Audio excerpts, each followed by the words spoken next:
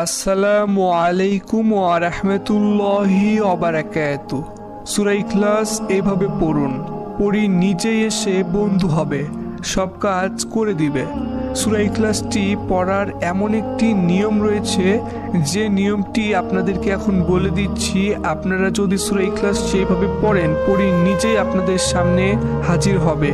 যখন আপনাদের সামনে পড়ি নিজেই আসবে, তখন আপনাদের বন্ধু হয়ে যাবে।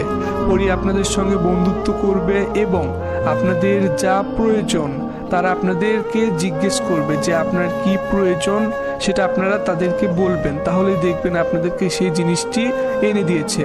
বা আপনাদের পরীর দ্বারা কি কাজ, মানে তাদেরকে দিয়ে আপনারা কি কাজ করাতে চান বা তাদেরকে আপনারা কেন হাজির করেছেন, সেই কথা আপনারা তাদেরকে বলার সঙ্গে সঙ্গেই দেখবেন যে আপনাদের সেই কথাটি শুনবে, কারণ পরী আপনাদের বন্ধু হয়ে যাবে। সূরা ইখলাসটির ভিতরে এমন একটি নিয়ম রয়েছে, যে নিয়মটি আপনারা শুধুমাত্র জানবেন, জানার পরে এই আমলটি করবেন, ইনশাআল্লাহ তারপর সঙ্গে সঙ্গে আপনারা পড়ি হাজির করতে পারবেন।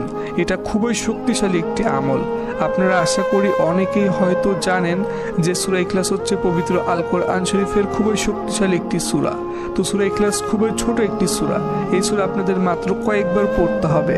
কয়েকবার আপনারা এইভাবে পড়া মাত্রই দেখবেন পড়ি নিজেই আপনাদের সামনে এসে বন্ধু হবে, আপনাদের সকল কাজ করে দিবে। আর আপনারা এই আমলটি একদম সহজভাবে করতে পারবেন, কারণ আমি আপনাদেরকে চেষ্টা করব যথেষ্ট সহজভাবে এই আমলটির নিয়ম জানিয়ে দেওয়ার জন্য। তো আপনাদেরকে তো এখন সহজভাবে এই আমলটির নিয়ম জানিয়ে দিব। তো তার আগে আপনারা এখনও এই ভিডিওতে যারা লাইক দেননি, লাইক দিবেন। এবং আপনারা আগে থেকে এই চ্যানেলটি যারা সাবস্ক্রাইব করে রেখেছেন, আপনাদের জন্য অনেক বেশি ভালোবাসা রইল। তো আপনারা এখনও এই চ্যানেলটি যারা সাবস্ক্রাইব করে রাখেননি, এরকম আরও নতুন নতুন আমলের ভিডিও পেতে ইনশাল্লাহ চ্যানেলটি সাবস্ক্রাইব করে পাশে থাকা ওয়াল নোটিফিকেশন অন করে রাখবেন। এই আমলটি কিন্তু আপনারা সকলেই করতে পারবেন, যেমন ছেলে মেয়ে, ছোট বড় এবং সকল ধর্মের মানুষরা এই আমল করতে পারবেন। কিন্তু আপনাদের সকলকে সূরা ইখলাসটি জানা থাকতে হবে, কারণ সূরা ইখলাস ছাড়া এই আমল করলে আপনাদের কোনো রেজাল্ট আসবে না। এই আমলটির যে মেন উদ্দেশ্য সেটাই হচ্ছে সূরা ইখলাস। আপনারা আশা করি বুঝতে পেরেছেন। তো সূরা ইখলাসটি আপনারা কিভাবে মুখস্থ করবেন, যাদের মুখস্থ নেই, তো আপনাদের সকলের সুবিধার জন্য এখন মাত্র একবার সূরা ইখলাসটির তেলাওয়াত আপনাদেরকে শোনাবো। ইনশাআল্লাহ আপনারা সকলেই মনোযোগ দিয়ে শুনবেন। আউযু বিল্লাহি মিনাশ শাইতানির রাজিম। বিসমিল্লাহির রহমানির রহিম। কুল হুয়াল্লাহু আহাদ, আল্লাহুস সামাদ, লাম ইয়ালিদ ওয়া লাম ইউলাদ ওয়া লাম ইয়াকুল লাহু কুফুয়ান আহাদ। আশা করছি আপনারা সূরা ইখলাসটির তেলাওয়াত শুনতে পারলেন। তো আপনারা যারা যারা সূরা ইখলাসটির তেলাওয়াত শুনতে পেরেছেন, আপনারা কিন্তু অবশ্যই এই ভিডিওটির কমেন্টে মাত্র 3 বার আমিন লিখবেন। আপনারা চাইলে 3 বারের বেশিও আমিন লিখতে পারেন। তো সূরা ইখলাসটি আপনাদের আরও বেশি সুবিধার জন্য এখন এই ভিডিওটির স্ক্রিনে শুধুমাত্র বাংলা লেখা উচ্চারণ দিয়ে দিচ্ছি। এই যে আপনারা দেখতে পাচ্ছেন, এখান থেকে দেখে আপনারা সকলেই সূরা ইখলাসটি মুখস্থ করতে পারবেন। এখান থেকে দেখে বাংলা উচ্চারণ আপনারা একদম সহজভাবে মুখস্থ করতে পারবেন। আপনাদেরকে একদম স্পষ্টভাবে দিয়ে রেখেছি, আপনারা মুখস্থ করে নেবেন। আর আপনারা কিন্তু কোনোভাবেই যদি সূরা ইখলাস পড়ে এই আমল করার সময় ভুল করেন, তাহলে কিন্তু হবে না। আপনাদের অবশ্যই সঠিকভাবে সূরা ইখলাসটি পড়তে হবে। তো আপনাদেরকে তো এতক্ষণে আমলটির বিষয়ে অনেক কিছু জানিয়ে দিলাম। এখন যে মেন পয়েন্টগুলো রয়েছে এই আমলটি করার জন্য শুরু থেকে শেষ পর্যন্ত নিয়ম, সেটা বলে দিচ্ছি। আপনারা এই ভিডিওটি যদি সম্পূর্ণ না দেখেন, বিশেষ করে এখন থেকে যদি আপনারা মনোযোগ দিয়ে আমার কথাগুলো না শুনেন, তাহলে কিন্তু কখনোই এই আমলটির নিয়ম আপনারা বুঝতে পারবেন না। কারণ এখন খুবই গুরুত্বপূর্ণ এই আমলটির নিয়ম বলে দিচ্ছি। এই আমলটি করার জন্য প্রথমত আপনাদের অবশ্যই এই যে ভিডিওটি রয়েছে, এই ভিডিওটি সম্পূর্ণ দেখতে হবে এবং এই ভিডিওটির মাধ্যমে যে মেন নিয়মগুলো বলে দেওয়া হবে, সেই নিয়মগুলো মানতে হবে। মানার পর তারপর আপনাদের এই আমলটি করার সময়ে ওযু করতে হবে। আর আপনারা অনেকে হয়তো ভাবছেন যে এই আমলটি কোন সময় করবেন। এই আমলটি কিন্তু আপনারা যে কোনো সময় করতে পারেন। সেটা দিনের বেলা হতে পারে, সেটা রাতের বেলা হতে পারে, সেটা অন্য যে কোনো টাইমে হতে পারে, কিন্তু শুধুমাত্র একটি সময় আপনাদের এই আমলটি করা যাবে না। তো সেই সময়টি আপনাদেরকে বলে দেই, সেই সময়টি হচ্ছে আজানের সময়। তো 5 ওয়াক্ত যে নামাজ হয়, আমরা যে 5 ওয়াক্ত নামাজ পড়ি, ফজর, জোহর, আসর, মাগরিব ও এশার, এই যে নামাজগুলো রয়েছে, এই নামাজের যে আজান রয়েছে, শুধুমাত্র এই আজানের সময় বাদ দিয়ে আপনারা এই আমলটি করবেন। আশা করি বুঝতে পেরেছেন। তো আপনারা প্রথমে ওযু করে নিয়ে একটি পবিত্র জায়গাতে বসবেন, যে জায়গাতে আপনার আশেপাশে কোনো মানুষ থাকা যাবে না।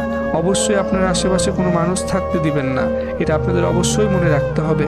এমনকি বাচ্চাও কিন্তু আপনাদের আশেপাশে রাখা যাবে না। তো আপনারা একাকী একটি জায়গা বেছে নেবেন অথবা একাকী একটি ঘর বেছে নেবেন, যে ঘরের ভিতরে আপনারা এই আমলটি করবেন। কেবলামুখী হয়ে বসে আপনারা প্রথমে মাত্র 5 বার বিসমিল্লাহির রহমানির রহিম পড়বেন।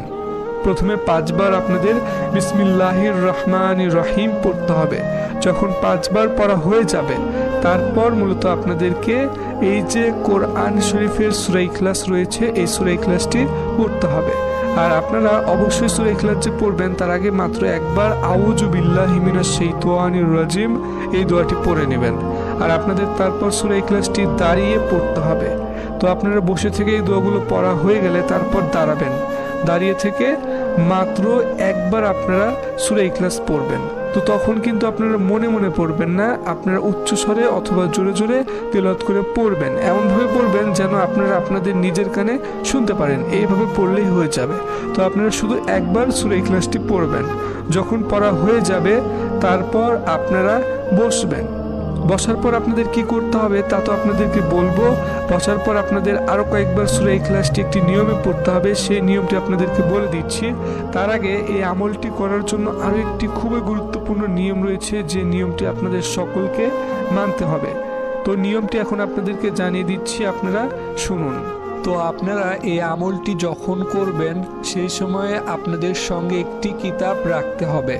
কারণ আপনারা যদি সেই কিতাবটি এই আমল করার সময় আপনাদের সঙ্গে না রাখেন, তাহলে কিন্তু আপনারা পরীকে দেখতে পারবেন না এবং পরী হাজির করতে পারবেন না। আপনাদের অবশ্যই এই আমলটি করার সময় আমাদের দেওয়া কিতাব আপনাদের সঙ্গে রাখতে হবে। সেই কিতাবটির ভিতরে পবিত্র আল কোরআন শরীফের এমন কিছু আয়াত এবং এমন কিছু নকশা রয়েছে, যেগুলো আপনাদের সঙ্গে থাকলে পরী আপনাদের কোনো ক্ষতি করবে না। আপনারা পরীকে দেখতে পারবেন, পরীকে খুব সহজে হাজির করতে পারবেন এবং তাদেরকে আপনারা যা বলবেন তাই শুনবেন। আর এতক্ষণ আপনাদেরকে এই আমলটির যে নিয়মটি জানিয়ে দিলাম, আশা করি আপনারা সেই নিয়মগুলো বুঝতে পেরেছেন। যখন আপনাদের সূরা ইখলাসটি দাঁড়িয়ে থেকে সেইভাবে পড়া হয়ে যাবে, তারপর আপনারা যখন বসবেন, বসার পর আপনাদেরকে সূরা ইখলাসটি পড়তে হবে মাত্র 40 বার। একটু কষ্ট করে আপনারা 40 বার পড়বেন বিসমিল্লাহির রহমানির রহিম সহকারে। আশা করি বুঝতে পেরেছেন।